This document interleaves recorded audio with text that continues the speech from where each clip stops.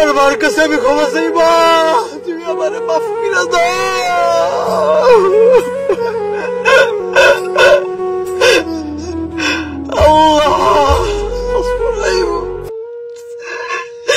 তাদের কলিজাছি ভাই কি একটা ব্যথা লাগছে।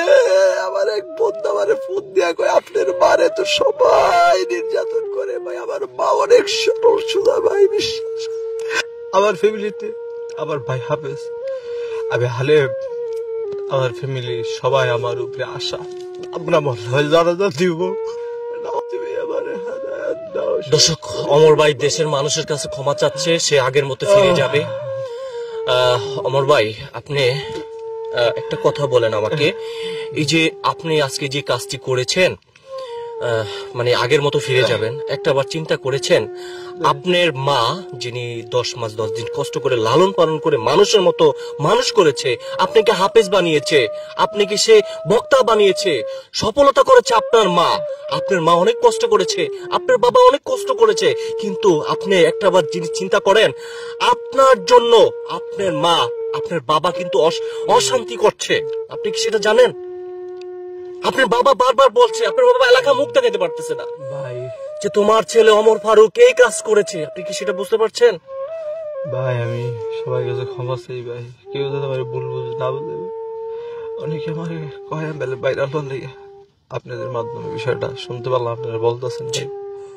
ভাই কোন হুজুর নামাজ পড়ে ওয়াজ কইরা মানুষকে যে বুঝাইছে সজ্ঞানে কাজ করতে পারে না, সজ্ঞানে করি নেই ভাই, বিশ্বাস করে ভাই।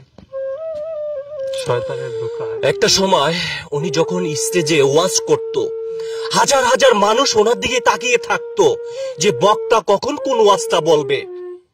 হাজার হাজার মানুষ তাকিয়ে থাকতো ওনার দিকে।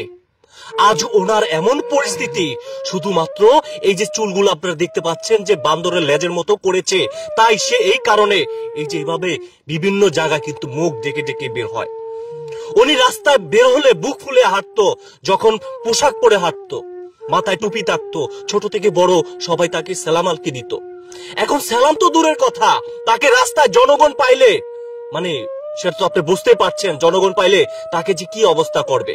তবে জাতির কাছে সে ক্ষমা চাচ্ছে, আজকের পর থেকে সে আগের পূর্বে ফিরে যাবে। তবে এই ভাইয়ের জন্য অবশ্যই আপনারা দোয়া করবেন। মানুষ বলতেই ভুল করে, আমি ওনার হয়ে ক্ষমা চাচ্ছি আপনাদের কাছে। তবে ওনাকে আপনারা মাফ করে দিবেন। ইভেন যারা অডিয়েন্স রয়েছেন আপনারা বলেছেন তাকে জোতা মারা উচিত। ভাই মানুষ বলতে ভুল করে, আপনারা দেখেছেন। আরেকটি কথা যোগ করতে চাই, শিপনের কথা আমি যদি বলি, ওনার বেশ কয়েকটি ছবি কিন্তু স্ক্রিনশট করে কিন্তু কমেন্ট সেকশনে দিয়েছে যে এই সেই বক্তা যে আজকে তার এই অবস্থা। তো জাতির কাছে ক্ষমা চাচ্ছে ভাই, আবার একটু যদি একটু ক্ষমা চাইতেন বা হাত দুটির ভাই মাফ চাই ভাই, জাতির কাছে ভাই অনেক বড় ভুল হয়েছে ভাই। আজকের পর থেকে চুল কেটে ফেলবেন? আজকে কেটবো ভাই, তবা করেন। এখন এই কাটতাম ভাই, আপনারা আসছে ভাই।